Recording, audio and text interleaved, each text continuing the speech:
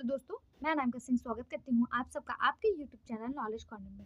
Friends, अगर आप Bihar TRE जिसमें आप 6 to 8, 9, 10th या 11, 12th की तैयारी कर रहे हैं, इसके अलावा UP TGT, UP PGT, Rajasthan TGT PGT, Uttarakhand TGT PGT, GIC, LT grade या फिर आप कहें डी ट्रिपल एसपी, इनमें से किसी भी एग्ज़ाम को आप देने जा रहे हैं तो आपके लिए ये वीडियो बहुत ज़्यादा हेल्पफुल रहने वाला है।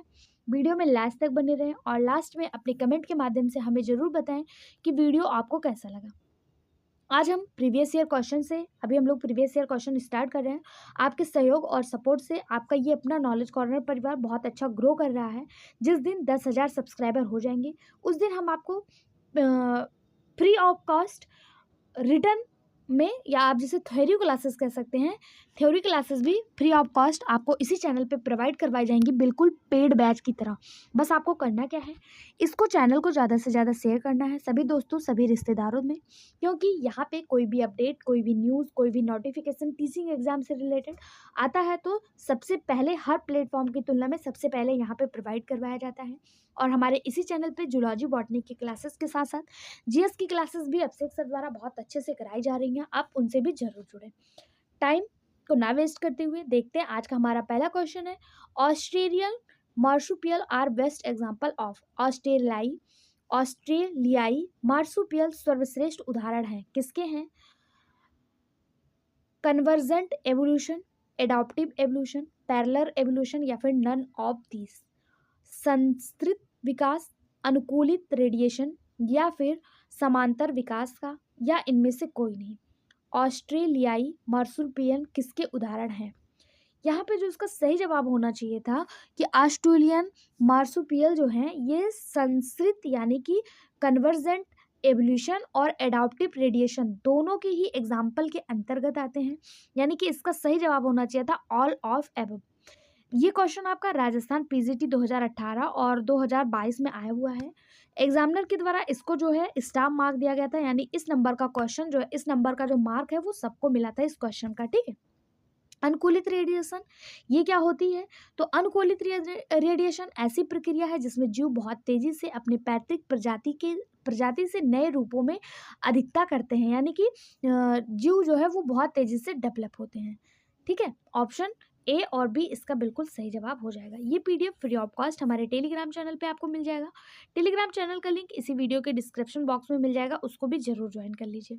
अगला क्वेश्चन है, a species inhabiting different geographical area is known as. वे जातियां जो भिन्न भौगोलिक क्षेत्रों में पाई जाती हैं क्या कहलाती हैं? Bio species, allopatric species, sympatric species या फिर सिबलिंग स्पीसीज।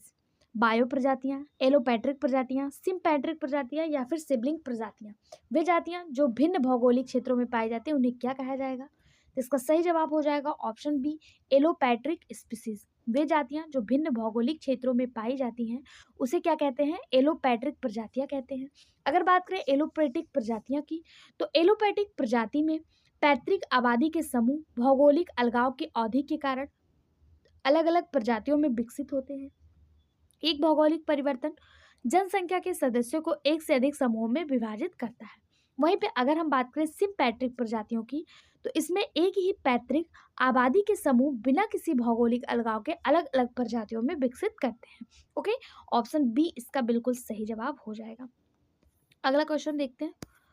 अगला क्वेश्चन है, हार्डी वेनबर्ग साम्यता प्रभावित करता है। Hardy Weinberg equilibrium is affected by, किसको प्रभावित करता है, किसको अफेक्टेड करता है? ऑप्शन है पहला म्यूटेशन यानी उत्परिवर्तन के द्वारा, दूसरा नेचुरल सिलेक्शन यानी प्राकृतिक वरण के द्वारा, नन यानी कि इनमें से कोई नहीं, या फिर बोथ या दोनों। सही जवाब हो जाएगा हार्डी वेनबर्ग इक्विलिब्रियम जो है ये म्यूटेशन और नेचुरल सिलेक्शन दोनों के द्वारा प्रभावित होता है। ऑप्शन बी इसका सही जवाब ऑप्शन डी हो जाएगा, बोथ। ओके, यदि कोई जनसंख्या हार्डी वेनबर्ग संतुलन नामक अवस्था में है तो एलील्स की आवृत्ति या जीन संस्करण और जीनोटाइप या फिर एलील्स के सेट उस जनसंख्या में पीढ़ियों में सामान्य रहेंगे, ठीक। और ये दोनों को ही प्रभावित करता है। हार्डी वेनबर्ग इक्विलिब्रियम के 5 प्रभाव होते हैं, जिनमें से 2 आपको मिल गया म्यूटेशन और दूसरा आपको मिल गया प्राकृतिक वरण। इसके अलावा इसमें अगर बात करें तो यौन प्रजनन के दौरान पुनर्संयोजन, आनुवांशिक बहाव, जीन प्रवसन यानी जिसे जीन प्रवाह कहा जाता है, ये तीनों भी शामिल हैं। अगर आपसे पूछ लिया जाए हार्डी बेनबर्ग साम्यता में कितने प्रभाव शामिल है, तो 5 प्रभाव। कौन कौन से? म्यूटेशन यानी उत्परिवर्तन, यौन प्रजनन के दौरान पुनर्संयोजन, आनुवांशिक बहाव, जीन प्रवासन यानी जीन प्रवाह और प्राकृतिक चयन। इसलिए हार्डी बेनबर्ग संतुलन प्राकृतिक चयन और उत्परिवर्तन और आनुवांशिक बहाव से प्रभावित होते हैं, यानी कि ऑप्शन डी इसका बिल्कुल सही जवाब हो जाएगा। यूपी टीजीटी बायोलॉजी 2021 में आया हुआ क्वेश्चन है। अगला question, evolution is the best defined as, विकास की सर्वोत्तम परिभाषा कौन सी है? पहला है वांछित गुणों का जनन यानी कि एक्विजिशन ऑफ डिजायर कैरेक्टर। दूसरा डिसेंट विथ मॉडिफिकेशन यानी संशोधन युक्त संतानें। स्ट्रगल फॉर एक्सटेंशन अस्तित्व की लड़ाई। लाइक वी गेट लाइक अपने जैसी संतान उत्पत्ति यानी अपने जैसे संतान को उत्पन्न करना। विकास की सर्वोत्तम परिभाषा क्या है? सही जवाब हो जाएगा डिसेंट विद मॉडिफिकेशन। संशोधन युक्त संतानें जो हैं ये विकास की सर्वोत्तम परिभाषा होती है। ऑप्शन बी इसका बिल्कुल सही जवाब हो जाएगा, संशोधन युक्त संतानें। इसका मतलब क्या है कि जो बच्चा माता पिता के द्वारा जो बच्चा आ रहा है, जो उनकी संतान आ रही है, वो कैसा हो, पहले की अपेक्षा थोड़ा डेवलप हो, थोड़ा संशोधित हो, थोड़ा विकसित हो। ठीक है, ऑप्शन बी इसका बिल्कुल सही जवाब हो जाएगा। अगला क्वेश्चन, इस सिद्धांत में परीक्षण करने का पहला सफल प्रयास की जैव अणुओं के अग्रदूत को अनुमानित आदिम पृथ्वी की स्थिति के तहत अजैविक रूप से संश्लेषित किया जा सकता है, किसके द्वारा किया गया है? यानी कि एक सिद्धांत है, उसमें एक परीक्षण किया गया कि जैव अणुओं के अग्रदूत को अनुमानित आदिम पृथ्वी की स्थिति के तहत अजैविक रूप से संश्लेषित किया जा सकता है। पूछा जा रहा है ये परीक्षण किसके द्वारा किया गया? आपके सामने 4 वैज्ञानिक के नाम दिए हैं। पहला है डार्विन, हक्सली, मिलर या फिर ओपेरिन। इसका जो सही जवाब हो जाएगा वो हो जाएगा option C, Miller. Option C जो है ये इसका बिल्कुल सही जवाब हो जाएगा। जीवन की उत्पत्ति का सिद्धांत जो है ये ओपेरिन के द्वारा दिया गया था, प्रतिपादित की गई थी। जीवन की उत्पत्ति का सिद्धांत किसने दिया था? ओपेरिन ने। लेकिन मिलर द्वारा प्रयोग कर इसे पुष्ट किया गया। मिलर ने अपने प्रयोगों में 2:1:2 के अनुपात में HCS3 यानी मीथेन, NH2 और S2, इसके अलावा जल वाष्प का भी प्रयोग किया हुआ था। ठीक है, तो इसका सही जवाब ऑप्शन सी यानी मिलर हो जाएगा। अगला, मानव कोशिकाओं का माइटोकॉन्ड्रियल डीएनए नहीं होता है। Mitochondrial DNA of human cell is not, कैसा नहीं होता है? नेकेड नहीं होता, डबल स्टैंडर्ड नहीं होता है, सर्कुलर नहीं होता है, या ऑफ पेरेंटल वर्जिन पैतृक उत्पत्ति का नहीं होता है। इसका सही जवाब हो जाएगा ऑप्शन डी, पीजीटी में आया हुआ क्वेश्चन है। ऑप्शन डी इसका सही जवाब हो जाएगा। मानव कोशिकाओं का माइटोकॉन्ड्रियल डीएनए जो है ये नग्न होता है, डबल स्टैंडर्ड होता है और सर्कुलर होता है, लेकिन ये पैतृक से उत्पत्ति नहीं होती है इसकी। ठीक है, माइटोकॉन्ड्रियल डीएनए में 37 प्रकार के जीन्स होते हैं जो समान माइटोकॉन्ड्रियल कार्यात्मक के लिए आवश्यक है। मनुष्यों में माइटोकॉन्ड्रियल डीएनए में लगभग 1,65,000 क्षार युग्म जो है वो पाए जाते हैं। यहाँ से भी क्वेश्चन पूछा जाता है कि इसमें कितने क्षार युग्म पाए जाते हैं? 1,65,000 क्षार युग्म उपस्थित होते हैं।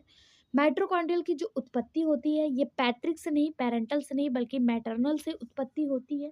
इसलिए ऑप्शन डी इसका सही जवाब हो जाएगा। अगर पूछा जाए माइटोकॉन्ड्रियल डीएनए में जीन्स कितने प्रकार के होते हैं, तो 37 टाइप के जीन्स माइटोकॉन्ड्रियल डीएनए में देखने को मिलते हैं। ऑप्शन डी इसका सही जवाब। अगर इसकी उत्पत्ति किससे होती है? मैटरनल से होती है, यानी मातृक कोशिकाओं से होती है।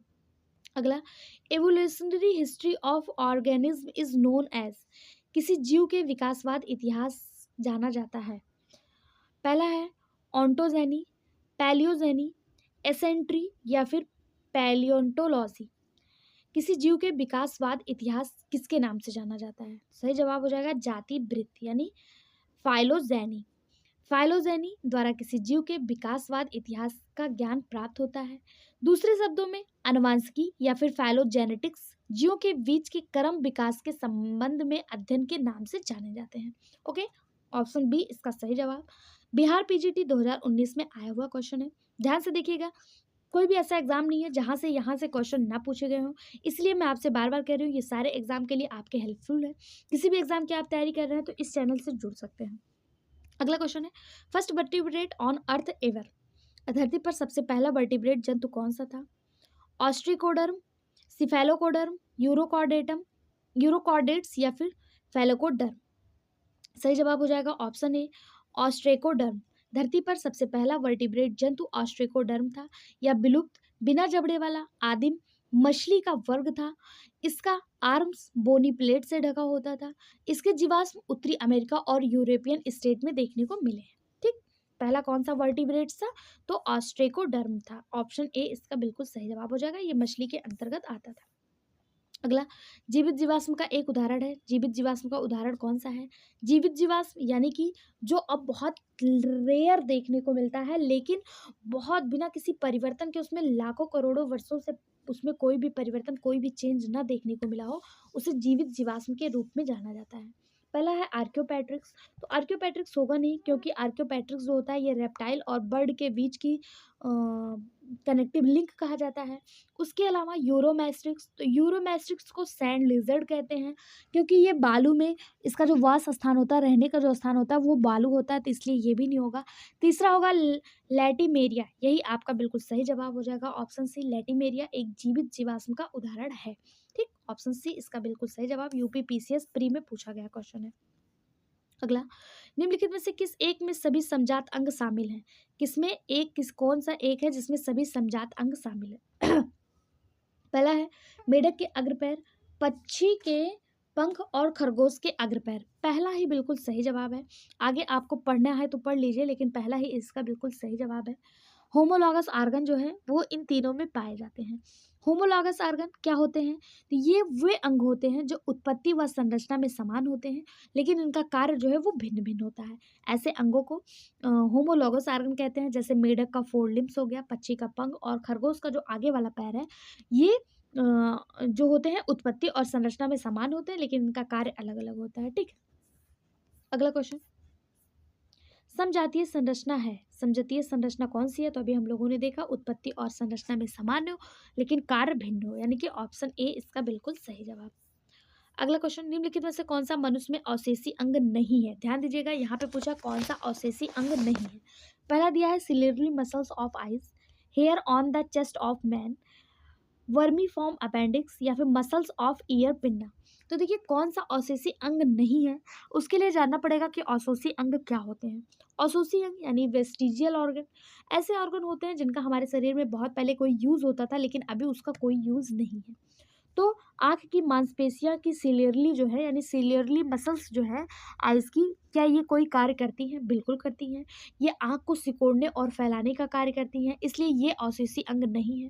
पहला तो आपका बिल्कुल सही जवाब हो गया कि आँख की सिलियरली मांसपेशियाँ मनुष्य में अवशेषी अंग नहीं है।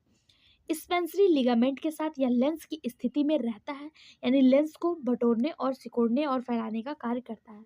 मनुष्य के, ह्यूमन के चेस्ट पर पाए जाने वाला हेयर का कोई काम नहीं, अपेंडिक्स का कोई कार्य नहीं, कर्णपिंडा की मांसपेशियों का भी कोई कार्य नहीं। कर्णपिंडा क्या, जो हमारे ऊपर वाला कान है, जो ऊपर है, ये कर्णपिंडा के नाम से जाना जाता है, इसका भी कोई काम नहीं है। लेकिन इस प्रकार क्रियाशील जानवरों द्वारा ध्वनि कंपन एकत्रित करती हैं, यही कर्णपिंडा की मांसपेशियां, लेकिन स्तनधारियों में इसका कोई कार्य नहीं होता है। ठीक है, अगला क्वेश्चन देखते हैं। हाँ, ईयर पिन्ना, कर्ड पिन्ना, मतलब ईयर पिन्ना को ही कर्ड पिन्ना के नाम से जाना जाता है। ये मांसपेशियां मनुष्य में अवशेषी अंग है, स्तनपायी में नहीं है। ठीक है, इस प्रकार क्रियाशील जानवरों द्वारा ध्वनि कंपन एकत्रित करती हैं ये। अगला क्वेश्चन, कौन सा एक मानव अवशेषी अंग नहीं है? ध्यान देना है, यहाँ पे अवशेषी अंग नहीं है। पहला है निक्टेटिंग मेम्ब्रेन, निमेशक पटल, वर्मीफॉर अपेंडिक्स, कॉक्सिक या फिर एपिग्लॉटिस। कौन सा अवशेषी अंग नहीं है? तो ये तीनों अवशेषी अंग हैं। जो नहीं है वो है एपिग्लॉटिस, इसे कंठ ढक्कन के नाम से जाना जाता है। ये अवशेषी अंग नहीं है। अगर ये नहीं होता तो हमारी श्वास नली और भोजन नली दोनों एक ही हो जाती। हमारी श्वास नली और भोजन नली, यानी कि फूड पाइप और रिस्पिरेटरी पाइप, ये दोनों एपिग्लॉटिस के एक ढक्कन से ढकी होती हैं, और यही एपिग्लॉटिस निश्चय करता है कि कौन सा भोजन इसमें जाना है और ऑक्सीजन, कार्बन डाइऑक्साइड इसमें जाना है। ठीक है, कॉक्सिक, वर्मीफॉर अपेंडिक्स और इसके अलावा बात करें निक्टेटिंग मेम्ब्रेन की, ये तीनों अवशोषी अंग के अंतर्गत आती हैं। सही जवाब ऑप्शन डी हो जाएगा। पीजीटी बायोलॉजी 2004 में पूछा गया क्वेश्चन। अगला क्वेश्चन ये बहुत ज़्यादा इंपॉर्टेंट है क्योंकि ये पीसीएस, पीजीटी और टीजीटी तीनों में आया हुआ है।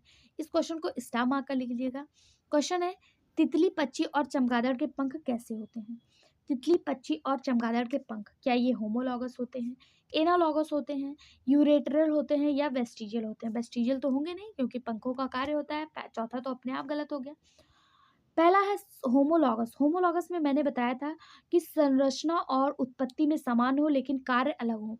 तो तितली, पक्षी और चमगादड़ का एक ही कार्य नहीं होता है, ये गलत हो जाएगा, पहला गलत है। दूसरा इसका सही जवाब हो जाएगा समवृत्ति यानी एनालॉगस। तितली, पक्षी और चमगादड़ के पंख कैसे होते हैं? एनालॉगस ऑर्गन होते हैं। जो अंग उत्पत्ति में भिन्न लेकिन कार्य में समान होता है उन्हीं को एनालॉगस कहते हैं। और समलॉगस में क्या था, होमोलॉगस में क्या था? तो उत्पत्ति और कार्य दोनों में ही उत्पत्ति और कार्य दोनों में ही समान थे, तो वो होमोलॉगस हो गया था। लेकिन यहाँ उत्पत्ति में भिन्न लेकिन कार्य में समान हो, वो एनालॉगस कहलाता है। ठीक है, ठीक है। अगली क्वेश्चन देखते हैं। कहीं भी कोई भी कन्फ्यूजन हो, कमेंट बॉक्स आपके लिए ओपन है। कमेंट बॉक्स में ज़रूर पूछिएगा। आप में से हर एक के कमेंट का मेरे द्वारा पर्सनली रिप्लाई किया जाता है हमारे चैनल पे, या आपका अपना परिवार है, कोई भी बात बेझिझक आप अपनी क्वेश्चन को, अपने प्रॉब्लम को रख सकते हैं। कुछ लोग ऐसे हैं जो कंटिन्यू हमारे साथ हर वीडियो में जुड़े हुए हैं, जिनमें से हम आपको बता दें नीलम जी हैं, और बहुत सारे ऐसे स्टूडेंट्स हैं जो कंटिन्यू जुड़े हुए हैं, अपनी बात को रखते हैं और मेरे द्वारा उनके हर प्रॉब्लम को कंटिन्यू सॉल्व भी किया जाता है।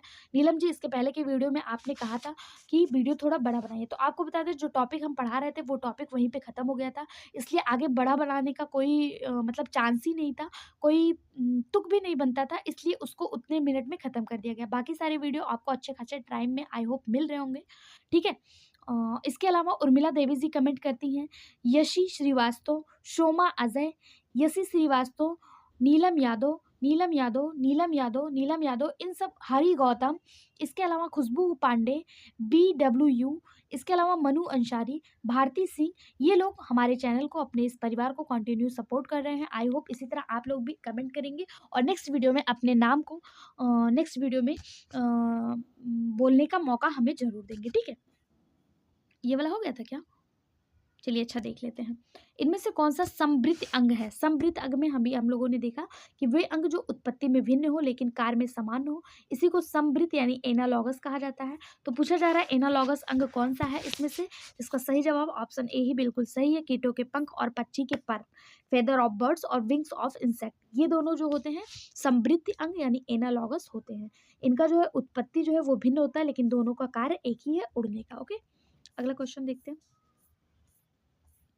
कीटों में पंख तथा पक्षी में पंख किसके उदाहरण हैं? कीटों में पंख और पक्षी में पर, अभी हम लोगों ने देखा था, ये किसके उदाहरण है? एनालॉजी के। ऑप्शन ए बिल्कुल सही जवाब हो जाएगा। अगला क्वेश्चन, चमगादड़, टिड्डे और कबूतर के पंख किसका उदाहरण है? चमगादड़, टिड्डे और कबूतर के पंख ये एनालॉगस के उदाहरण है। ऑप्शन बी बिल्कुल सही जवाब, टीजीटी में आया हुआ क्वेश्चन है। अगला, यदि किसी क्षेत्र में विभिन्न जातियों की आबादी कम हो तो निम्न में से किसकी तीव्रता अधिक होगी? किसी क्षेत्र में विभिन्न जातियों की आबादी कम हो तो किसकी तीव्रता अधिक होगी? प्राकृतिक चयन, आनुवांशिक अपवाहन, प्रसंस्करण या फिर स्थानांतरण, किसकी तीव्रता जो है वो अधिक होगी? इसका जो सही जवाब हो जाएगा वो हो जाएगा जेनेटिक ड्रिफ्ट यानी कि आनुवांशिक अपवाहन। यदि किसी क्षेत्र में विभिन्न जातियों की आबादी कम हो तो आनुवांशिक अपवाहन यानी जेनेटिक ड्रिफ्ट की तीव्रता जो है वो अधिक होती है। अब बात करें जीन अपवाहन या जेनेटिक अपवाहन है क्या, तो इसका मतलब आप समझिए, विभिन्न सदस्यों की प्रजनन दर की भिन्नता के कारण जीव जातियों की छोटी छोटी आबादी में पीढ़ी दर पीढ़ी सारे एलील जीनों की आवृत्ति का समान रूप से प्रसारण होते रहना प्रायः असंभव होता है। कुछ एलील जीनों के प्रसारण की संभावना कम और कुछ की अधिक होती है, इसे जीन अपवाहन कहा जाता है। ठीक है, इसी को क्या कहेंगे? जीन अपवाहन कहा जाता है। जीन अपवाहन में कभी कभी हानिकारक एलील जीनों की आवृत्ति इतनी बढ़ जाती है कि आबादी के कई सदस्य समाप्त हो जाते हैं, अतः आबादी और भी छोटी हो जाती है और इसमें आनुवांशिक भिन्नताएं बहुत कम हो जाती हैं। कभी कभी महामारी, परभक्षण आदि कारणों से भी आबादी जो है वो छोटी हो जाती है और इसी को जीन अपवाहन कहा जाता है। आई होप जीन अपवाहन आप लोग को समझ में आ गया होगा, जेनेटिक ड्रिफ्ट समझ में आ गया होगा। ऑप्शन बी इसका सही जवाब हो जाएगा। ठीक है, मतलब किसी भी कारणवश जनसंख्या जो है वो कम हो जाना, आबादी का कम हो जाना जेनेटिक ड्रिफ्ट कहलाता है। अगला क्वेश्चन, जेनेटिक ड्रिफ्ट किसमें संचालित होता है? Small population, large population, island population या फिर मेंडेलियन जनसंख्या? सही जवाब हो जाएगा ऑप्शन ए स्मॉल पॉपुलेशन। कभी कभी जीन अपहरण यानी जेनेटिक ड्रिफ्ट महामारी तथा परवच्चड़ के कारण भी होता है या प्रायः छोटी जनसंख्या में देखने को मिलता है। ऑप्शन ए इसका सही जवाब पीजीटी बायोलॉजी 2013 में पूछा गया क्वेश्चन है। अगला क्वेश्चन, पी तथा क्यू प्रभावी तथा अप्रभावी जीन की क्रमशः आवृत्ति है? कौन सा समीकरण हार्डी वीनबर्ग नियम के लिए उचित है? हार्डी वीनबर्ग नियम के लिए उचित समीकरण पूछा है, ठीक है। इसका जो सही जवाब हो जाएगा वो हो जाएगा option B P plus Q equal to one. Hardy Weinberg नियम के लिए जो सर्वाधिक उचित समीकरण है वो P plus Q equal to N है, जहाँ पी तथा क्यू प्रभावी तथा अप्रभावी जीन की क्रमशः आवृत्ति दर्शाते हैं। अतः किसी आबादी के जीन पूल में एक जीन युगल ए को एक माना जाता है और प्रभावी जीन ए और अप्रभावी जीन ए की आवृत्ति को क्रमशः पी और क्यू द्वारा दिखाया गया है, इसलिए ऑप्शन बी इसका जो है वो बिल्कुल सही जवाब हो जाएगा। अगला क्वेश्चन, निम्नलिखित में से कौन समजात अंग है? Eyes of man and eyes of squid, gills of fish, lungs of man, hands of man, wings of birds, none of these. समजात यानी होमोलॉगस पूछा है, जो संरचना और कार्य दोनों में ही सामान्य हो। तो इसका सही जवाब हो जाएगा option C hand of man और विंग्स ऑफ बर्ड्स। ये समजात अंग आते हैं। ये मौलिक समानता होती है इसमें। विभिन्न जीव जातियों में वे अंग जिनमें की भ्रूणीय विकास भ्रूण के समान भागों से होने के कारण एक मौलिक समानता हो, उसी को क्या कहते हैं? समजात अंग कहते हैं। चमगादड़ का आगे वाला पैर, व्हेल, सील जैसे स्तनधारियों के आगे वाले पैर, घोड़े का खुर, मानव का हाथ की अंगुलियां, ये सभी समजात अंग के उदाहरण होते हैं। ऑप्शन सी इसका बिल्कुल सही जवाब हो जाएगा। पीजीटी बायोलॉजी में पूछा गया क्वेश्चन है। अगला टॉपिक है हमारा जैव विकास के प्रमाण। अभी हमारा बहुत ज़्यादा टाइम नहीं हुआ है, इसलिए एक टॉपिक हम लोग और देख लेते हैं। जैव विकास के प्रमाण यानी कि एविडेंस ऑफ ऑर्गेनिक एवोल्यूशन, इसको भी कवर कर लेते हैं। इसमें पहला क्वेश्चन है, निम्नलिखित में से कौन सा कथन सही है? चार कथन आपके सामने दिए हैं, पूछा है इनमें से कौन सा सही है। पहला है, अश्व का अग्रपाद और व्हेल के फिलिप्स अनुरूप संरचनाएं हैं, ये तो गलत हो गया। दूसरा है, अनुरूप अंग किसी समजात को इंगित नहीं करता है, यही बिल्कुल सही जवाब हो जाएगा। Analogous organ are not suggestive of any kinship. Option B इसका बिल्कुल सही जवाब हो जाएगा। अनुरूप अंग विभिन्न जंतुओं के वे अंग हैं जो संरचना में भले ही भिन्न दिखते हो लेकिन उनका कार्य जो है वो एक समान होता है। ये अंग एक अभिसारी विकास से विकसित हुए हैं, यानी इन जानवरों के पूर्वज समान नहीं है लेकिन वे अब अन्य जानवरों के समान परिस्थिति क्षेत्र में विकसित हो रहे हैं। जैसे आप लोगों ने देखा होगा कीड़े, चमगादड़, पक्षी के पंख जो बिना पंखों के पूर्वज से अलग होने के बाद भी अलग अलग प्रत्येक वंश में स्वतंत्र रूप से विकसित हुए हैं। ऑप्शन बी इसका बिल्कुल सही जवाब। जीआईसी में आया हुआ क्वेश्चन है अगला, मनुष्य में पूर्वजता यानी कि एटेविज्म का क्या मतलब है? एटेविज्म का मतलब पूछा है। पहला है loss of some characters, appearance of new characters, change in existing character या फिर रीअपियरेंस ऑफ एंसेस्ट्रल कैरेक्टर। सही जवाब हो जाएगा ऑप्शन डी पैतृक गुणों का प्रकटन। मनुष्य में पूर्वजता का मतलब पैतृक गुणों का प्रकटन होता है। ऑप्शन डी इसका बिल्कुल सही जवाब। ये भी क्वेश्चन आपका जीआईसी में आया हुआ है। आप लोगों के सहयोग और सपोर्ट से ये चैनल बहुत अच्छा ग्रो कर रहा है। आई होप इसी तरह आप लोग और अपने सभी रिश्तेदारों, सभी जानने, सभी दोस्तों में शेयर करते रहेंगे और अपने इस नॉलेज कॉर्नर परिवार को बढ़ाते रहेंगे, ठीक है। अगला क्वेश्चन है, मनुष्य में पूर्वजता का क्या अर्थ है? तो अभी हम लोगों ने देखा था कि पैतृक लक्षणों का प्रकटन ही मनुष्य में पूर्वजता का अर्थ होता है। मतलब जो लक्षण माता पिता में है वो उनके संतान में आ जाए, इसी को पूर्वजता यानी कि एटेविज्म कहा जाता है। ऑप्शन सी इसका सही जवाब हो जाएगा। अगला, समजात संरचनाओं का अस्तित्व निम्नलिखित में से किस घटना का सुझाव देता है? The extension of homologous structure suggest the occurrence of. Option है divergent evolution, convergent evolution, micro evolution या फिर मैक्रो एवोल्यूशन। सही जवाब हो जाएगा ऑप्शन ए डाइवर्जेंट एवोल्यूशन यानी अपसारी विकास। अपसारी विकास है क्या? तो अपसारी विकास वह प्रक्रिया है जिसके द्वारा एक ही समान पूर्वज के समूह विकसित होते हैं और अंतर जमा करते हैं, जिसके परिणाम स्वरूप नई प्रजातियों का निर्माण होता है। अजैविक कारकों में परिवर्तन की प्रक्रिया के रूप में भिन्न विकास हो सकता है, जैसे कि पर्यावरणीय परिस्थिति में परिवर्तन या जब एक नया स्थान उपलब्ध हो जाता है तो इसमें अलग अलग विकास जो है देखने को मिल सकता है। ऑप्शन ए इसका बिल्कुल सही जवाब हो जाएगा। अगला क्वेश्चन, कुछ जातियों में पाए जाने वाले समजात अंगों जिसका कार्य स्पष्ट नहीं होता वो क्या कहलाते हैं? जिनका कार्य स्पष्ट नहीं होता वो अवशेषी अंग यानी वेस्टिजियल ऑर्गन कहलाते हैं। ऑप्शन डी इसका बिल्कुल सही जवाब, टीजीटी में पूछा गया क्वेश्चन। वेस्टिजियल ऑर्गन में अगर आपसे क्वेश्चन पूछ लिया जाए कि वेस्टिजियल ऑर्गन कैसे हैं, तो इसका सबसे अच्छा एग्जाम्पल मानव का अवशेषी अंग जो है वो इनका अपेंडिक्स होता है। इसके अलावा कर्णपिन्ना होता है, ठीक है, जिसका कोई कार्य ना हो। अगला, समजात को निर्देशित करता है। समजात को निर्देशित होमोलॉगस को आइडेंटिफाई कौन करता है? कॉमन एसेंट्री यानी समान पूर्वज परंपरा, डाइवर्जेंट एवोल्यूशन, बोथ या इनमें से कोई नहीं। सही जवाब हो जाएगा ऑप्शन सी, बोथ।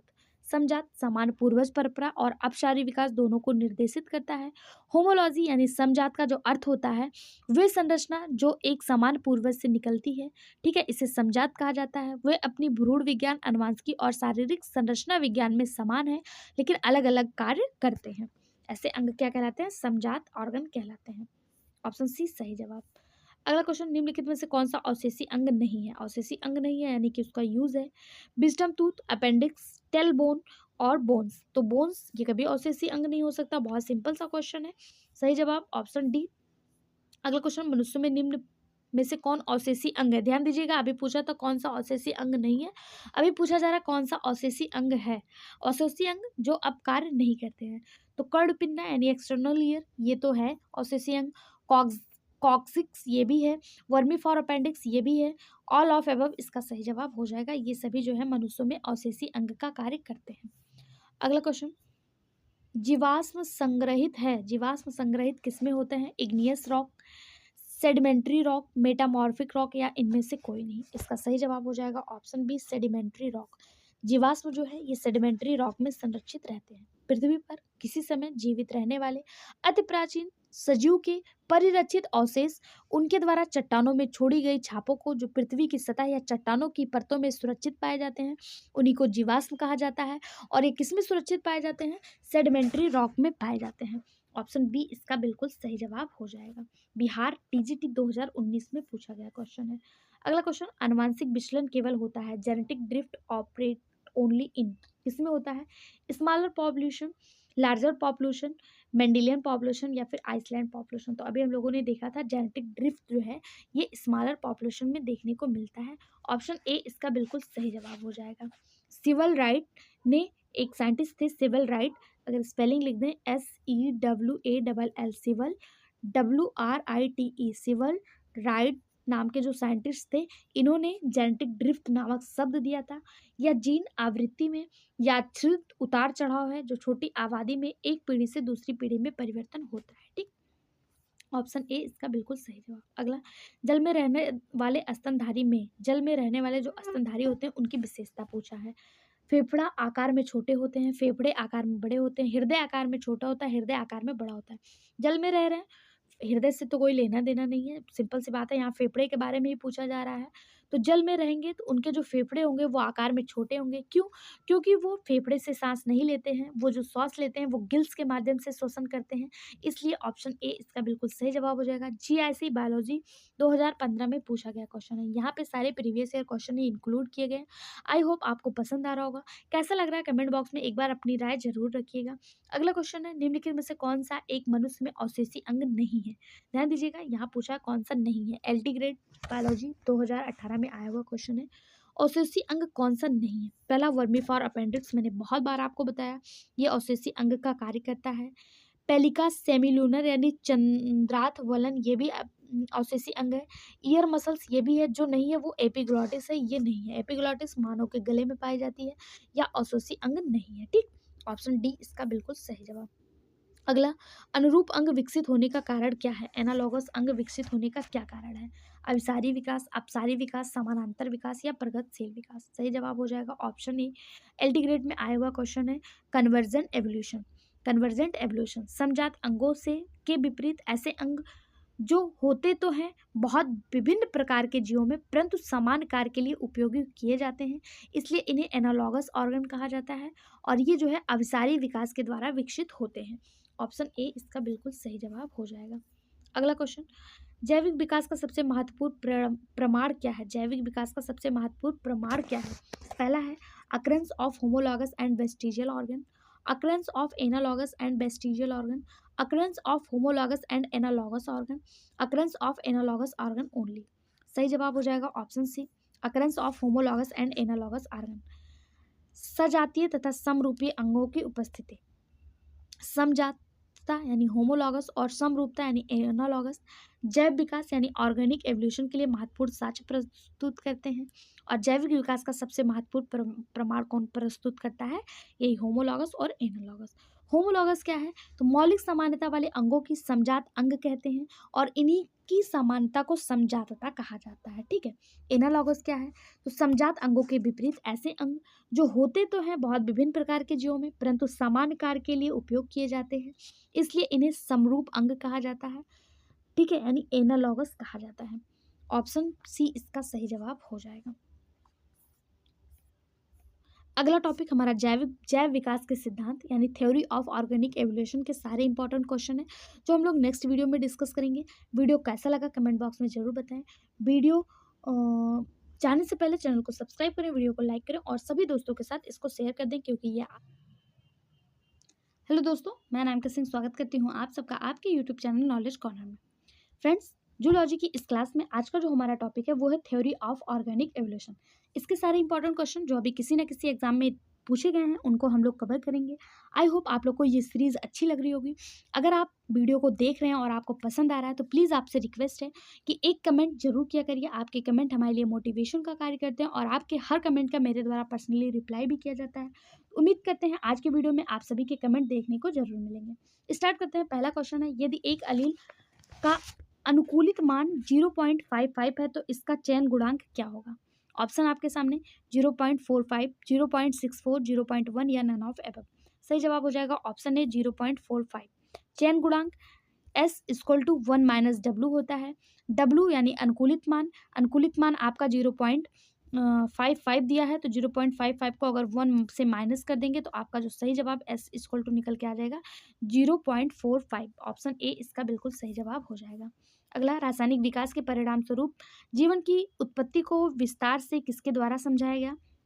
जीवन की उत्पत्ति के बारे में जो विस्तार से समझाने वाले वैज्ञानिक थे उनका नाम मिलर था। लेकिन अगर आपसे पूछ लिया जाए जीवन की उत्पत्ति का सिद्धांत किसने दिया, तो जीवन की उत्पत्ति का जो सिद्धांत है वो ओपरिन के द्वारा दिया गया था, लेकिन इसको विस्तार से जो समझाए थे वो मिलर और यूरे नाम के साइंटिस्ट ने बताया था। ऑप्शन ए इसका बिल्कुल सही जवाब हो जाएगा। अगला क्वेश्चन, मिलर द्वारा जीवन की उत्पत्ति की समस्या को हल करने के लिए किस मिश्रण का उपयोग किया गया था? इंपॉर्टेंट क्वेश्चन है, स्टार मार्क करिएगा। पीसीएस के अलावा ये बहुत सारे पीजीटी लेवल तक के एग्जाम में देखने को मिला है कि मिलर ने जो अपने मिश्रण में चीज़ों का यूज किया गया था वो क्या था।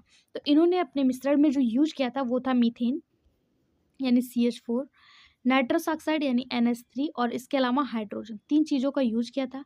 कभी कभी आपसे इसका अनुपात पूछ लिया जाता है। इसका जो अनुपात था वो 2:1:2 का था।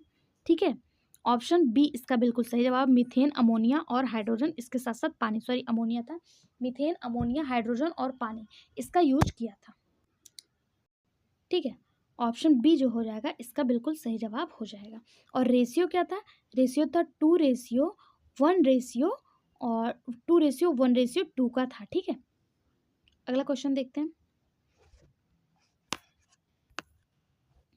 स्टेनले मिलर ने अमीनो संश्लेषण से संबंधित अपने परीक्षण 1953 में इन गैसीय मिश्रण का प्रयोग किया था। यानी कौन से गैसीय मिश्रण का प्रयोग किया था? तो अभी हम लोगों ने देखा कौन सा था, मीथेन, अमोनिया और हाइड्रोजन था। लेकिन यहाँ से एक और इम्पॉर्टेंट क्वेश्चन आपको मिल जा रहा है कि ये परीक्षण इन्होंने किया कब था? 1953 में, यानी 1953 यानी 1953 में इन्होंने ये परीक्षण जो है वो किया था। और इसमें किस गैस का यूज किया था? गैस जो थी वो आपकी मीथेन, अमोनिया और हाइड्रोजन था। इसके अलावा इसमें जल भी शामिल था। ऑप्शन डी इसका बिल्कुल सही जवाब। अगला, व्यापक रूप से स्वीकृत सिद्धांत के अनुसार जीवन की उत्पत्ति से पूर्व पृथ्वी का वायुमंडल किसके मिश्रण से मिलकर बना हुआ था? यानी जो पृथ्वी की वायुमंडल है ये किससे मिलकर बना हुआ था? तो अभी हम लोगों ने देखा कि वो कौन था मीथेन था यानी CH4 था, इसके अलावा अमोनिया था यानी NH3 था, और इसके अलावा हाइड्रोजन था यानी H2 था, और इसके अलावा क्या था? जल था यानी H2O था। तो कहाँ पे आपको देखने को मिल रहा है? हाइड्रोजन, कार्बन तो नहीं था, ऑक्सीजन नहीं था। सही जवाब ऑप्शन ए हो जाएगा, वाटर वेपर, हाइड्रोजन, अमोनिया और मीथेन। ठीक। ऑप्शन ए इसका बिल्कुल सही जवाब हो जाएगा। और इसका रेशियो जो था 2:1:2 का था। अच्छा, अगला क्वेश्चन आपका रेशियो पे ही दे दिया। देखिए रेशियो पे दे दिया, ठीक है। तो इसका रेशियो क्या था? 2:1:2, यानी कि मीथेन 2, अमोनिया 1, फिर हाइड्रोजन 2, और इसके साथ साथ जलवाष्प भी था। इसको आपको बिल्कुल नहीं भूलना है, ठीक है। ऑप्शन बी इसका बिल्कुल सही जवाब हो जाएगा। अगला, सभी स्तनधारी होने के नाते व्हेल, डॉल्फिन, चमगादड़, बंदर और घोड़े में कुछ समान लक्षण होते हैं, लेकिन वे विशिष्ट अंतर भी दिखाते हैं इस घटना के कारण। यानी कि व्हेल, डॉल्फिन, चमगादड़, बंदर, घोड़े, जितने भी स्तनधारी होते हैं उनमें सामान्य लक्षण होते हैं, लेकिन किसके कारण उसमें कुछ अंतर भी देखने को मिलता है। किसके कारण देखने को मिलता है? नॉर्मलाइजेशन, जेनेटिक ड्रिफ्ट, कन्वर्जेशन या फिर डाइवर्जेंस। सही जवाब हो जाएगा इसका option D, divergence. Whale, dolphin, चमगादड़, बंदर और घोड़े स्तनधारी होने के नाते समानता दिखाते हैं, लेकिन उसमें जो भिन्नता का कारण होता है वो डाइवर्जेंस यानी कि अपसरण के कारण, विचलन के कारण होता है, ठीक है। ऑप्शन डी इसका बिल्कुल सही जवाब हो जाएगा। अगला क्वेश्चन, पृथ्वी पर जीवन की उत्पत्ति के समय निम्नलिखित में से कौन सी गैस मुक्त अवस्था में मौजूद नहीं थी? कौन सी गैस नहीं थी? हाइड्रोजन था, अमोनिया था, मीथेन था, जो नहीं था वो ऑक्सीजन है, ठीक है। ऑक्सीजन नहीं था, हाइड्रोजन, अमोनिया, मीथेन, इसके साथ साथ जलवाष्प मौजूद था। अगला क्वेश्चन, जीवन की उत्पत्ति के समय निम्नलिखित में से किसके मुक्त रूप से अनुपस्थित होने की संभावना है? किसके है? ऑक्सीजन के, ये उपस्थित नहीं था, ठीक है। अगला क्वेश्चन, इसको हम लोग जनरली मतलब सोच लेते हैं कि जीवन की उत्पत्ति हुई तो ऑक्सीजन रहेगा रहेगा, लेकिन ऑक्सीजन नहीं था। कौन कौन सा था? हाइड्रोजन था, अमोनिया था, मीथेन था और जलवाष्प था। अगला क्वेश्चन, कौन सा प्रमाण यह दर्शाता है कि मनुष्य अन्य होमिनॉइड्स का कपियों की अपेक्षा चिंपैंजी के अधिक निकट संबंधित था? यानी किसके द्वारा हमें पता चलता है कि मनुष्य जो है वो चिंपैंजी के निकट था? पहला दिया है केवल लिंग गुणसूत्रों की डीएनए के से प्रमाण, केवल गुणसूत्रों की आकारिकी की तुलना, केवल जीवाश्म रिकॉर्ड तथा जीवाश्म माइटोकॉन्ड्रिया के डीएनए द्वारा, या लिंग गुणसूत्र, दैहिक गुणसूत्र व माइटोकॉन्ड्रिया से निष्कर्षित डीएनए द्वारा।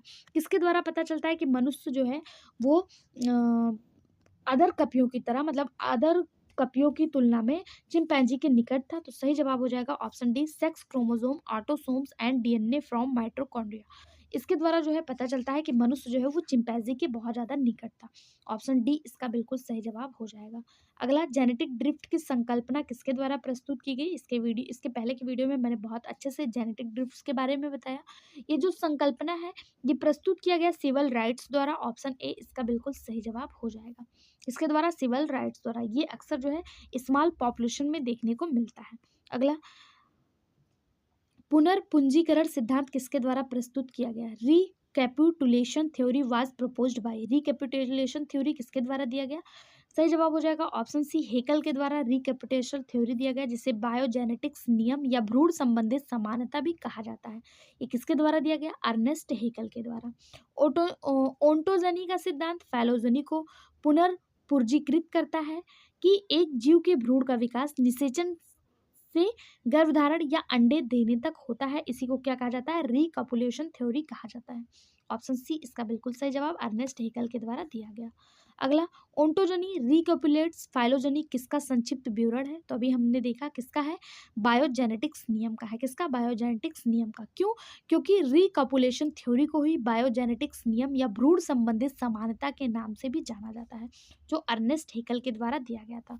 ऑप्शन डी इसका बिल्कुल सही जवाब हो जाएगा। अगला क्वेश्चन, जंतु अपने पूर्वजों की भ्रूण अवस्था को भ्रूण काल के दौरान दोहराते हैं, इसके अंतर्गत आता है बायोजेनेटिक्स नियम, फोलोरेंकिंग नियम, हॉर्डी वीनबर्ग नियम या फिर एनॉक्सीमेंडर नियम। जो जंतु हैं वो अपने पूर्वजों के लक्षण को भ्रूण अवस्था के दौरान दोहराते हैं, ये किसके द्वारा होता है? तो ये बायोजेनेटिक्स नियम के अंतर्गत आता है। इसी को रिकॉपुलेशन थ्योरी या फिर भ्रूण संबंधित समानता भी कहा जाता है। ये अर्नेस्ट हेकल के द्वारा दिया गया था। ऑप्शन ए इसका बिल्कुल सही जवाब है। अगला, हेकल का पुनर्पूंजीकरण सिद्धांत किस पर आधारित है? तो अभी हम लोगों ने देखा किस पर आधारित है, ये भ्रूण विकास पर आधारित है, एम्ब्रियोनिक डेवलपमेंट पर आधारित है। ऑप्शन बी बिल्कुल सही जवाब। पुनर्वर्तन सिद्धांत किसने प्रस्तुत किया? रिकॉपुलेशन थ्योरी किसने दिया? तो अर्नेस्ट हेकल ने। किसने दिया? अर्नेस्ट हेकल ने। ऑप्शन डी बिल्कुल सही जवाब। अगला क्वेश्चन, निम्नलिखित में से कौन सा इंटरैक्शन सहविकार को बढ़ावा नहीं देता है? यानी interaction will not be promote को इवोल्यूशन। कौन सा को एवोल्यूशन, कौन सा इंटरैक्शन है जो को एवोल्यूशन को बढ़ावा नहीं देता है? पहला है inter specific competition, commensalism, mutualism या फिर पैरासिटिज्म। सही जवाब हो जाएगा option A inter specific competition. Inter specific प्रतियोगिता, अंतर जातीय प्रतियोगिता, ये सह विकास को बढ़ावा नहीं देगी और यह विभिन्न जीवों के बीच होता है। ठीक है, ऑप्शन ए बिल्कुल सही जवाब। अगला क्वेश्चन, विकास का अपरिवर्तनीयता किसके द्वारा कहा गया? यानी irreversibility of evolution was stated by, किसने कहा? चार ऑप्शन, डोलो, कोप, ग्लार्गर या फिर गॉज। इसका जो सही जवाब हो जाएगा वो हो जाएगा ऑप्शन ए डोलो। किसके द्वारा कहा गया? डोलो के द्वारा। डोलो द्वारा विकास की अपरिवर्तनीयता को बताया गया। ग्लोगर नियम के अनुसार गर्म रक्त वाले जानवरों में अधिक मेलानिन वर्णक होते हैं, ये ग्लोगर नियम में बताया गया, जिसे विकास की अपरिवर्तनीयता भी कहा जाता है। वे जानवर ऐसे स्थान पर नहीं रह सकते जिनकी आवश्यकता सामान्य हो। ठीक है, बाकी डोलो जो है इन्होंने अपरिवर्तनीयता के नियम को बताया था। ऑप्शन ए इसका बिल्कुल सही जवाब। अगला, विकास का अर्थ यह भी हो सकता है, विकास का अर्थ और क्या हो सकता है? जाति का विशिष्टीकरण, जाति का पतन, जाति का प्रगतिशील भ्रूण विकास या इतिहास और विविधता के साथ जाति का विकास। तो विकास का जो अर्थ है वो इतिहास और विविधता के साथ जाति का विकास, ये भी विकास का अर्थ हो सकता है। History and development of race with variation. अगला question, the idea of spontaneous generation was first refuted by, स्वतः स्फूर्तित जनन के विचार का सर्वप्रथम खंडन किसके द्वारा किया गया था? F Redi, L Spallanzani, L Pasteur या फिर एस एल मिलर। सही जवाब हो जाएगा ऑप्शन ए एफ रेडी। स्वतः स्फूर्तन जनन के सिद्धांत को पहले फ्रांसिस्को रेडी ने स्वीकार नहीं किया था, बाद में, एक मिनट यार क्या हो गया, ए सही जवाब है। ठीक है, बाद में लाजारो स्पेंसलॉजी और लुइस पास्चर तथा इन सभी वैज्ञानिकों ने बायोजेनेसिस का समर्थन किया और साबित किया कि नए जीव केवल पहले से मौजूद जीवों से ही बन पाते हैं। इसी को क्या कहा जाता है? बायोजेनेसिस कहा जाता है। और इसको जो स्वीकार न करने वाले साइंटिस्ट थे वो कौन थे? एफ रेडी थे। ऑप्शन ए इसका बिल्कुल सही जवाब। अगला क्वेश्चन, प्रजाति विविधीकरण किसका प्रतिनिधित्व करता है? देखिए, मैं आपसे बार बार लाइक शेयर सब्सक्राइब शेयर नहीं कहूँगी, ये आपका अपना परिवार है, आपकी अपनी रिस्पॉन्सिबिलिटी है। आपको जो है 0.08 सेकंड का टाइम निकालकर चैनल को शेयर कर देना है। आपके जितने भाई बंधु, जितने रिश्तेदार, जितने जानने वाले हैं, प्लीज़ उन तक चैनल को शेयर करिए। जितना शेयर करेंगे उतना ग्रो करेगा चैनल, उतना कॉम्पिटिशन बढ़ेगा, हेल्दी कॉम्पिटिशन होगा आपका। आप भी नए नए क्वेश्चन से वाकिफ होंगे क्योंकि वो लोग भी कमेंट बॉक्स में अपने क्वेश्चन को रख पाएंगे जैसे आप लोग रखते हैं। तो आपको उनका आंसर मेरे द्वारा जब किया जाएगा तो नए क्वेश्चन भी देखने को मिलेंगे। इसलिए आप लोग से अनुरोध है, प्लीज़ ज़्यादा से ज़्यादा शेयर करिए। बार बार एक ही बात को कहना अच्छा नहीं लगता। आई होप आप लोग समझ रहे होंगे। ठीक है, क्वेश्चन है, मैं क्यों कहती हूँ? मैं नहीं कहती। जिस तरह आप लोग वीडियो का वेट करते रहते हैं ना कि मैम नेक्स्ट वीडियो कब लाएंगी, नेक्स्ट वीडियो कब लाएंगी, उसी तरह मैं आपके कमेंट का वेट करती रहती हूँ कि आप कमेंट कब करेंगे। किसी को कुछ क्वेश्चन तो नहीं पूछना है, कोई ऐसा चीज़ जो किसी को समझ में ना आया हो, या कोई मतलब हमें मोटिवेट करने के लिए दो शब्द कह रहा हो, तो मैं भी आपके कमेंट का दिन भर वेट करती रहती हूँ। इसलिए प्लीज़ आप लोग का भी जिम्मेदारी होती है, आप लोग की रिस्पॉन्सिबिलिटी होती है एक कमेंट करने का। प्लीज़ आप लोग एटलीस्ट ना शेयर करिए, ना लाइक करिए, ना सब्सक्राइब करिए, एटलीस्ट एक कमेंट तो किया ही करिए। ठीक है, ठीक है, पढ़ते हैं। क्वेश्चन है, स्पीसीज डाइवर्सिफिकेशन रिप्रेजेंट, प्रजाति विविधीकरण किसका प्रतिनिधित्व करता है? Macro evolution, mega evolution, micro evolution या फिर म्यूटेशन। सही जवाब हो जाएगा ऑप्शन सी माइक्रो एवोल्यूशन। सूक्ष्म विकास, प्रजाति विविधीकरण सूक्ष्म विकास का प्रतिनिधित्व करता है जो जनसंख्या में छोटे परिवर्तन का उत्पादन करता है तथा महाविकास को नई प्रजातियों के समूह में गठन के रूप में परिभाषित किया जाता है। ठीक है, महाविकास क्या है? ये नई प्रजातियों के समूह के गठन को विकास कहा जाता है। जबकि सूक्ष्म विकास क्या है? ये प्रजाति विविधीकरण को का प्रतिनिधित्व करता है। ऑप्शन सी सही जवाब। अगला, सतत विकास का क्या अर्थ है? सस्टेनेबल डेवलपमेंट का मतलब क्या है? सस्टेनेबल डेवलपमेंट आपके सामने ऑप्शन, लगातार विकास, मानव जीवन की गुणवत्ता में सुधार के लिए लगातार विकास, पर्यावरणीय संरक्षण रहित विकास, या फिर ऐसा विकास जो भविष्य की पीढ़ियों को आवश्यकता से समझौता किए बिना वर्तमान आवश्यकता की पूर्ति करता हो। जीआईसी बायोलॉजी में पूछा गया क्वेश्चन, और ये बहुत ज़्यादा इंपॉर्टेंट क्वेश्चन है क्योंकि ये ईवीएस में यहाँ से क्वेश्चन आते हैं। इसके अलावा आपको जो है यहाँ से करंट के भी क्वेश्चन देखने को मिल सकते हैं कि सतत विकास है क्या। तो सतत विकास जो है इसका जो सही जवाब हो जाएगा वो ऑप्शन डी हो जाएगा। ऐसा विकास जो भविष्य की पीढ़ियों की आवश्यकताओं से समझौता किए बिना वर्तमान आवश्यकता की पूर्ति करता हो वो सतत विकास कहलाता है, सस्टेनेबल डेवलपमेंट कहलाता है। यह विकास पर्यावरण संरक्षण और सामाजिक समानता के बीच संतुलन बनाए रखता है। इसमें अक्सर 17 एसडीजी गोल्स जो हैं वो तैयार किए गए हैं। अगर पूछा जाए सस्टेनेबल डेवलपमेंट के जो 17 एसडीजी गोल हैं, इनको कब तक पूरा करने का लक्ष्य रखा गया है, तो इनको पूरा करने का जो लक्ष्य है वो 2030 तक रखा गया है। कब तक रखा गया है? 2030 तक रखा गया है। ऑप्शन डी इसका बिल्कुल सही जवाब हो जाएगा। अगर बात करें इनमें किन-किन पहलुओं का ध्यान दिया गया है, तो इसमें जो है पर्यावरण स्थिरता, आर्थिक विकास, सामाजिक विकास, इन सब बातों का ध्यान दिया गया है सस्टेनेबल डेवलपमेंट में, ठीक है। अगला क्वेश्चन देखते हैं। विकास की इकाई है, विकास की इकाई क्या है? पॉपुलेशन, कम्युनिटी, ग्रुप या स्पीशीज? सही जवाब हो जाएगा ऑप्शन ए पॉपुलेशन यानी जनसंख्या, ये विकास की इकाई होती है, मूलभूत इकाई होती है। विकास का तात्पर्य उत्तरोत्तर पीढ़ियों में किसी जनसंख्या की विरासत में मिली विशेषताओं या जीन पूल में परिवर्तन से होता है। अगला, जीवन की उत्पत्ति का आधुनिक सिद्धांत किसके द्वारा प्रस्तुत किया गया? तो जीवन की उत्पत्ति का जो आधुनिक सिद्धांत है वो ओपेरिन के द्वारा दिया गया। मिलर ने इसको मतलब इसका जो है विस्तृत अध्ययन किया था, लेकिन जो आधुनिक सिद्धांत है वो ओपेरिन के द्वारा दिया गया था, ठीक है। ऑप्शन डी इसका बिल्कुल सही जवाब हो जाएगा। इसमें मीथेन, हाइड्रोजन और अमोनिया, इसके साथ साथ जलवाष्प भी शामिल था। इसके बारे में किसने बताया था? अमेरिका के वैज्ञानिक मिलर ने बताया था, ठीक है। अगला क्वेश्चन, घोड़े में पैर है, घोड़े में पैर कैसे होते हैं? अकेले, मैसेक्सोनिक पैर, ओनली, अकेले मतलब ओनली है, ठीक है, एलोन, पैरासोनिक पैर या ए और बी दोनों या इनमें से कोई नहीं। तो जो घोड़े होते हैं उसमें मैसेक्सोनी और पैरासोनी दोनों प्रकार के लेग पाए जाते हैं। ऑप्शन सी इसका बिल्कुल सही जवाब हो जाएगा। घोड़े के विकास को 50 करोड़ साल की एक भूगर्भिक समय से माना जाता है, यानी ये 50 करोड़ साल से पृथ्वी पर मौजूद है घोड़ा, ठीक है। अगला क्वेश्चन, भ्रूण काल के दौरान जानवर अपने पूर्वजों से भ्रूण अवस्था को दोहराते हैं, इस नियम को क्या कहते हैं? तभी हम लोगों ने देखा था, इसी नियम को क्या कहा जाता है? बायोजेनेटिक्स नियम कहा जाता है। ऑप्शन सी इसका बिल्कुल सही जवाब। इसको देने वाले कौन थे? अर्नेस्ट हेकल थे।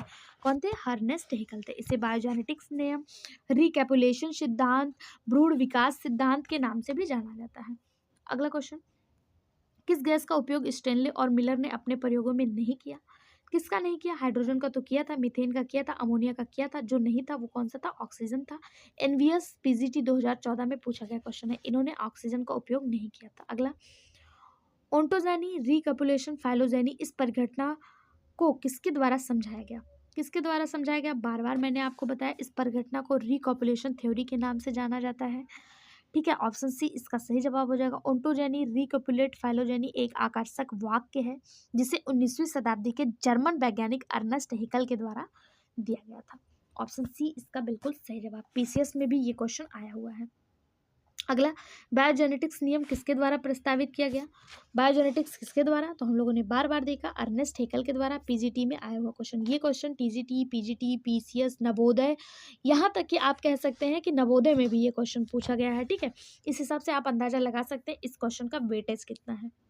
अगला जो हमारा टॉपिक स्टार्ट होता है, अब यहाँ पे ये वाला टॉपिक खत्म हो जाता है। अगला अब हम लैमार्कवाद, या इसको आप स्टार मार्क कर लीजिएगा, यहाँ से क्वेश्चन आपको एग्जाम में देखने को मिलते हैं। इसके बाद हम लोग डार्विनवाद, ऐसे सारे इंपॉर्टेंट क्वेश्चन पढ़ते हुए आगे बढ़ेंगे।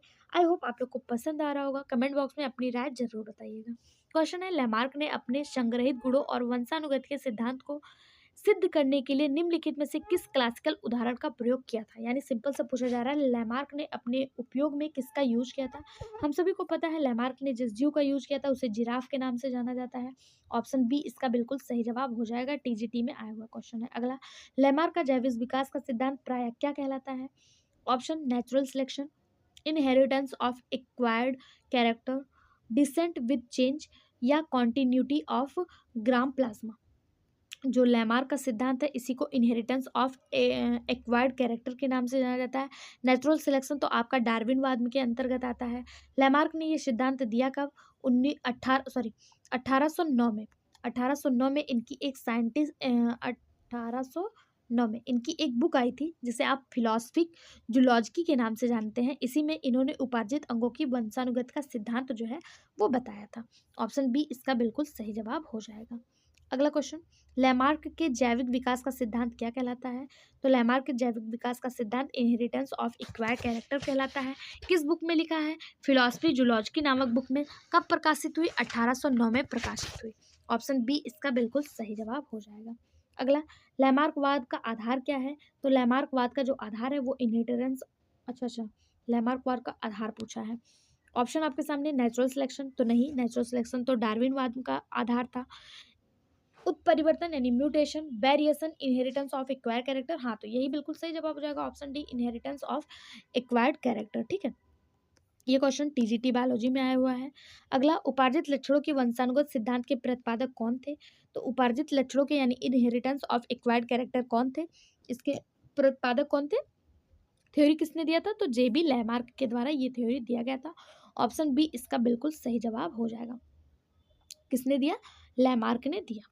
ठीक है, अगला क्वेश्चन, जीव में उपार्जित लक्षणों की वंशानुगत का सिद्धांत किसके द्वारा दिया गया? तो अभी हम लोगों ने देखा लैमार्क के द्वारा दिया गया।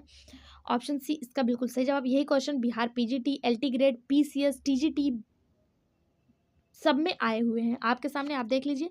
बिहार पीजीटी 2019 में, एलटी ग्रेड में, इसके अलावा आप देखिए टीजीटी बायोलॉजी 2013 में, टीजीटी बायोलॉजी 2011 में। एक ही क्वेश्चन को किस तरह से घुमा फिरा के पीसीएस में पूछा गया, मतलब क्वेश्चन सेम है, बस पूछने का पैटर्न बदल गया है। ठीक है, तो आपको ध्यान देना है कि इनहेरिटेंस ऑफ एक्वायर्ड कैरेक्टर जो है ये किस किस से संबंधित है?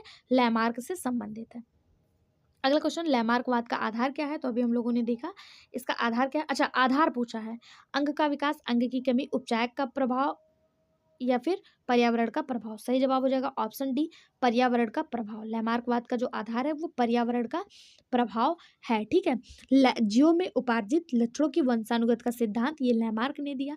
इन्होंने कहा क्या? तो इन्होंने जिसमें उन्होंने कहा कि अंगों के उपयोग एवं अनुपयोग करने के कारण उत्पन्न ये परिवर्तन वंशानुगत यानी हेरिटेबल होते हैं और ये समय के साथ परिमाण में बदल जाते हैं। लेकिन लैमार्क ने जीवन काल में ही उन्हें सिद्धांत की आलोचना होने लगी थी, मतलब उनके सिद्धांत को कोई माना नहीं था। बाद में जो है इसी को पर्यावरण के प्रभाव के बारे में इन्होंने बताया था। ठीक है, इन्होंने पर्यावरण के आधार पर बताया था। ऑप्शन डी इसका बिल्कुल सही जवाब हो जाएगा। अगला, सूची 1 को सूची 2 से मिलाना है। अगर आपको इनमें से किसी का भी नहीं पता है तो लैमार्क का आई होप आप लोग को याद ही हो गया होगा कि इनहेरिटेंस ऑफ एक्वायर्ड कैरेक्टर के बारे में लैमार्क ने बताया था। बी का एक आपको केवल ऑप्शन ए में ही दिख रहा है, इसके अलावा आपको कहीं नहीं दिख रहा। इस तरह एलिमिनेशन के माध्यम से भी आप इस तरह के क्वेश्चन कर सकते हैं। लेकिन इसके अलावा अगर हम देख लें डार्विन, तो हमने आपको बताया कि नेचुरल सिलेक्शन का सिद्धांत डार्विन के द्वारा दिया गया। ह्यूगो डू ब्रिज जो थे इन्होंने म्यूटेशन यानी कि उत्परिवर्तन का सिद्धांत दिया और ओपेरिन ने जो है जीवन की उत्पत्ति के बारे में बताया था। ठीक, तो ऑप्शन ए इसका बिल्कुल सही जवाब हो जाएगा। अभी हम लोगों ने लैमार्कवाद के बारे में पढ़ा। अब हमारा नेक्स्ट टॉपिक डार्विनिज्म है, यानी डार्विन से जितने भी क्वेश्चन पूछे जाएंगे उनको हम देखेंगे। आई होप आप लोग को पसंद आ रहा होगा। कमेंट बॉक्स में कमेंट करके अपनी राय जरूर बताइए। क्वेश्चन है, नहीं आप लाइक नहीं करिए, शेयर नहीं करिए, सब्सक्राइब नहीं करिए, बस एक कमेंट किया करिए प्लीज़। आप लोग से अनुरोध है, आपके कमेंट हमारे लिए मोटिवेशन का कार्य करते हैं और हमें मोटिवेटेड रहने के लिए आपके कमेंट की आवश्यकता है। प्लीज़ एक कमेंट, अनुरोध है, रिक्वेस्ट मान लीजिए, गुरु दक्षिणा मान लीजिए, ऑर्डर मान लीजिए, कुछ भी मान लीजिए, पर एक कमेंट जरूर किया करिए।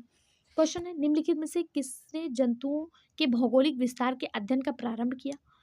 Option P L Sclater, AR Wallace, Charles Darwin या H स्पेंसर। सही जवाब हो जाएगा ऑप्शन सी चार्ल्स, नहीं, इसका सही जवाब हो जाएगा AR बेलेस। ऑप्शन बी इसका सही जवाब हो जाएगा अल्फ्रेड रेसल बेलेस। ऑप्शन बी इसका सही जवाब हो जाएगा।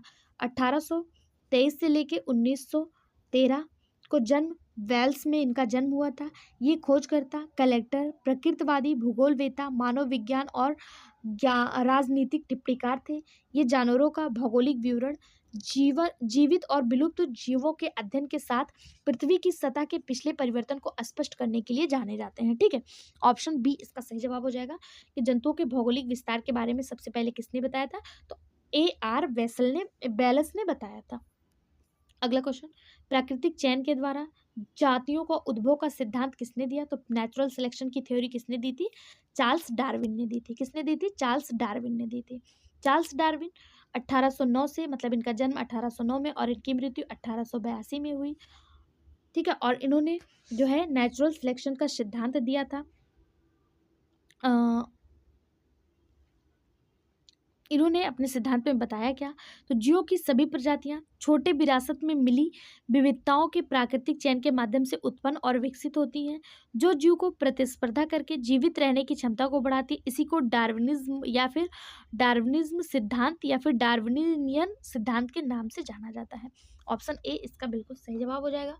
यूपीपीजीटी 2021 में पूछा गया क्वेश्चन। अगला, डार्विन द्वारा जातियों का उद्भव में स्पर्धा के विचार को निम्नलिखित में से कहाँ से लिया गया। मतलब इन्होंने जो जातियों में स्पर्धा की बात कही है वो इन्होंने कहाँ से लिया था, तो टी आर माल्थस से। कहाँ से? टी आर माल्थस से। ऑप्शन डी इसका सही जवाब हो जाएगा। इन्होंने टी आर माल्थस से लिया गया था। थॉमस रॉबर्ट माल्थस, ये कौन थे? तो ये एक राजनीतिकार थे, अर्थव्यवस्था और जनसांख्यिकी क्षेत्र के एक अंग्रेज विद्वान थे। इनके सिद्धांत को माल्थुनियसवाद के नाम से जाना जाता है, जिसके अनुसार जनसंख्या वृद्धि हमेशा खाद्य आपूर्ति से आगे निकल जाएगी और प्रजनन पर कठोर सीमा के बिना मानव जाति की बेहतरी असंभव है। डार्विन ने प्राकृतिक चयन के अपने पूर्ण विचार के साथ आने के लिए प्रतिस्पर्धा के साथ साथ संख्याओं में जीवित होने के विचार के लिए जो माल्थस का विचार था उसका उपयोग किया था। ऑप्शन डी इसका बिल्कुल सही जवाब हो जाएगा। अगला, गैलापागोस फिंचस जो कि डार्विन के गैलापागोस द्वीप पर देखा गया वो क्या था, तो वो एक बर्ड था। क्या था? एक बर्ड था। गैलापागोस फिंगस जो डार्विन के गैलापागोस द्वीप पर देखा गया था वो क्या थी? बर्ड थी, चिड़िया थी। ठीक है, ऑप्शन ए इसका बिल्कुल सही जवाब हो जाएगा। उत्तराखंड पीसीएस लेक्चरर में पूछा गया क्वेश्चन है। अगला, औद्योगिक मेलानिज्म की संवृत्ति यानी घटना प्रदर्शित करती है। क्या करती है? प्रेरित उत्परिवर्तन को, प्रजनन अलगाव को, प्राकृतिक चयन को या भौगोलिक पार्थ को। इसका जो सही जवाब हो जाएगा वो हो जाएगा ऑप्शन सी। ऑप्शन सी यानी कि नेचुरल सिलेक्शन को। ऑप्शन सी इसका बिल्कुल सही जवाब हो जाएगा। औद्योगिक मेनालिज्म यानी इंडस्ट्रियल मेनालिज्म त्वचा, पंख या फर का गहरा रंग प्रोवाइड करती है या औद्योगिक क्षेत्र में रहने वाले जानवरों की आबादी द्वारा प्राप्त किया जाता है, जहां पर्यावरण कालिक, अंधेरा या डार्क हो जाता है। ठीक, अगला क्वेश्चन, औद्योगिक मेनालिज्म एक उदाहरण है। किसका उदाहरण है? तो अभी हम लोगों ने देखा नेचुरल सिलेक्शन इन एक्शन का उदाहरण है। ऑप्शन बी इसका बिल्कुल सही जवाब हो जाएगा। औद्योगिक मेनालिज्म यानी इंडस्ट्रियल मेनालिज्म किसका उदाहरण है? नेचुरल सिलेक्शन का। अगला है the book virgin of species कब पब्लिश्ड हुई, तो वर्जिन ऑफ स्पीसीज पुस्तक किसकी है? तो ये डार्विन की पुस्तक है और ये 1959 में पब्लिश्ड हुई थी। कब? 1959 में। ठीक है, इसी पुस्तक में इन्होंने अटलांटिक एवं प्रशांत महासागरों में स्थित कई द्वीपों में जंतुओं पर जो है अपने पर्यावरण की मतलब शोध की और इन्होंने नेचुरल सिलेक्शन का सिद्धांत दिया। ऑप्शन सी इसका बिल्कुल सही जवाब हो जाएगा। अगला, विचार करना, अधिक उत्पादन, प्रजातियों की उत्पत्ति, योग्यतम की उत्तरजीविता, अस्तित्व के लिए संघर्ष, प्राकृतिक चयन। डार्विन के प्राकृतिक चयन के अनुसार निम्नलिखित में से कौन सा सेट प्रजातियों की उत्पत्ति में कारकों के सही अनुक्रम का प्रतिनिधित्व करता है? कौन सा सेट सही प्रतिनिधित्व करता है? तो इसमें जो सबसे पहले आएगा वो होगा पहला ओवर प्रोडक्शन, एक। फिर दूसरे नंबर पे आएगा आपका जीवन संघर्ष, कहाँ है? 4। फिर तीसरे नंबर पे आएगा योग्यतम की उत्तरजीविता, योग्यतम यानी कि सर्वाइवल ऑफ द फिटेस्ट, ये आपका है ऑप्शन 3 में। फिर आपका आएगा प्राकृतिक वर्ण यानी नेचुरल सिलेक्शन जो आपका ऑप्शन 5 में है। और फिर लास्ट में आपका आएगा जीवन संघर्ष, स्ट्रगल ऑफ एक्सटेंस यानी कि 2 में है। तो 1 4 3 5 किस में है? 1 4 3 5 इसमें नहीं, इसमें नहीं, इसमें। ऑप्शन बी इसका बिल्कुल सही जवाब हो जाएगा। कौन सा सही जवाब हो जाएगा? Option B. ठीक है, अगला क्वेश्चन, प्राकृतिक चयन द्वारा विकासवाद के अपने सिद्धांत में डार्विन ने किस घटना को ध्यान में नहीं रखा? कौन सी घटना को इन्होंने ध्यान में नहीं रखा? Adaptation, over production of members of species, variation या म्यूटेशन। सही जवाब हो जाएगा म्यूटेशन। म्यूटेशन को इन्होंने ध्यान में नहीं रखा था। ऑप्शन डी इसका बिल्कुल सही जवाब हो जाएगा। अगला क्वेश्चन, प्राकृतिक चयन किस पर संचालित है? तो प्राकृतिक चयन जो है ये इंडिविजुअल है। डार्विन और बेसल्स ने संयुक्त रूप से प्राकृतिक चयन के सिद्धांत को दिया था और यह हमेशा व्यक्तिगत स्तर पर काम करता है। ठीक, ऑप्शन सी सही जवाब। प्राकृतिक चयन के माध्यम से जानवरों का विकास किसके द्वारा प्रस्तावित किया गया? तो प्राकृतिक चयन सिद्धांत किसने दिया था? डार्विन ने दिया था। जबकि लैमार्क ने कौन सा दिया था? कमेंट बॉक्स में बताइए, अभी मैंने आपको बताया, कई बार बताया। अगला, 1859 में प्रकाशित पुस्तक प्राकृतिक चयन द्वारा जातियों की उत्पत्ति के रचयिता कौन है? तो कौन है? डार्विन है। ऑप्शन डी सही जवाब। टीजीटी में आया क्वेश्चन। अगला, अगर पूछा जाए जीवों की उत्पत्ति के बारे में किसने बताया? तो ओपेरिन ने बताया। लेकिन नेचुरल सिलेक्शन के द्वारा जीवों की उत्पत्ति किसने बताई? तो डार्विन ने बताई। ठीक है, अगला क्वेश्चन, निम्नलिखित में से ओरिजिन ऑफ स्पीसीज पुस्तक के लेखक कौन है? वर्जिन ऑफ स्पीसीज, यही पुस्तक चार्ल्स डार्विन की है और इसी में जीवन की उत्पत्ति का सिद्धांत जो है नेचुरल सिलेक्शन के माध्यम से बताया गया है। अगला, प्राकृतिक वर्णवाद यानी कि नेचुरल सिलेक्शन का मत किसने प्रस्तुत किया? तो हम सभी को पता है, चार्ल्स डार्विन ने प्रस्तुत किया। अगला क्वेश्चन, डार्विनवाद के सहखोजी कौन थे? यानी इनके साथ कौन से? तो इनके साथ जो थे वो बैलेस थे। कौन थे? बैलेस थे, अभी हम लोगों ने देखा था। अगला, आनुवंशिकता के भौतिक आधार के अध्ययन के प्रारंभिक वर्षों में पेंजीन्स की अवधारणा किसके द्वारा दी गई? पेंजीन्स की अवधारणा किसके द्वारा दी गई? लैमार्क, डार्विन, बीजमान या फिर John Gregor Mendel? Gregor John Mendel सही जवाब हो जाएगा इसका ऑप्शन सी, डार्विन। पेंजीन्स की अवधारणा चार्ल्स डार्विन ने दिया था। डार्विन ने परिकल्पना की कि किसी जीव के प्रत्येक अंग उस अंग की बहुत छोटी अदृश्य किंतु एकदम उसके जैसी प्रक्रिया उत्पन्न होती है, प्रतियां जो है वो उत्पन्न होती हैं। इन प्रतियों को उन्होंने पेंजिन्स अथवा मुकुलन कहा था। ठीक, ऑप्शन बी बिल्कुल सही जवाब हो जाएगा। अगला क्वेश्चन, लैमार्क का सिद्धांत लेडरबर्ग का प्राकृतिक प्रयोग बताता है।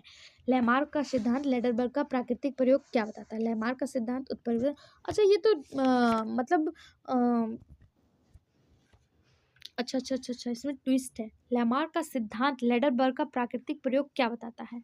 लैमार्क का सिद्धांत, उत्परिवर्तन सिद्धांत, डार्विन का सिद्धांत या इनमें से कोई नहीं? तो इसका सही जवाब हो जाएगा ऑप्शन सी, डार्विन का सिद्धांत। लेडरबर्ग लेप्लिका का प्रयोग डार्विनवाद की व्याख्या करता है। ठीक है, ऑप्शन सी इसका बिल्कुल सही जवाब हो जाएगा। यहाँ पे लैमार्क थोड़ा सा गलत लिख दिया है, ये थोड़ा सा मिसप्रिंट हो गया है। ठीक है, ये लेडरबर्ग है, लेटरबर्ग लेप्लिका, लेप्लिका, लेटरबर्ग लेप्लिका जो है इसका प्रयोग किससे संबंधित है? डार्विनवाद से संबंधित है। पीजीटी में आया हुआ क्वेश्चन है। अगला क्वेश्चन, इसका पीडीएफ आपको फ्री ऑफ कॉस्ट चैनल पे मिल जाएगा, वहां से आप लेके रिवीजन कर सकते हैं। जैव विकास के संदर्भ में डार्विन फिंच प्रमाण देती है। जैव विकास के संदर्भ में डार्विन फिंच प्रमाण किसका देती है? एनाटॉमी, सॉरी, हाँ, एनाटॉमी, मॉर्फोलॉजी, जियोग्राफिकल डिस्ट्रीब्यूशन या ऑल ऑफ एबव? सही जवाब हो जाएगा ऑप्शन सी, जियोग्राफिकल डिस्ट्रीब्यूशन। ठीक है, ऑप्शन सी इसका बिल्कुल सही जवाब हो जाएगा। अगला, ऊंट एशिया में पाया जाता है परंतु इंडीज में लामा से संबंधित है, इसका उदाहरण है?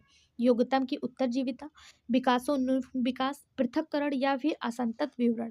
इसका जो सही जवाब हो जाएगा वो हो जाएगा ऑप्शन डी, डिसकॉन्टिन्यूअस डिस्ट्रीब्यूशन। ऊंट एशिया में पाया जाता है परंतु एडीज के लामा से संबंधित है, यह एक असंतत विवरण का उदाहरण है। ठीक है, ऑप्शन डी इसका बिल्कुल सही जवाब हो जाएगा। अगला क्वेश्चन, अच्छा यहाँ पे डार्विनवाद खत्म होता है, क्यों डार्विनवाद में के जस्ट बाद ही न्यू डार्विनिज्म आया था? तो हम इसके भी इंपॉर्टेंट क्वेश्चन जो एग्जाम में पूछे गए हैं उनको देख लेते हैं।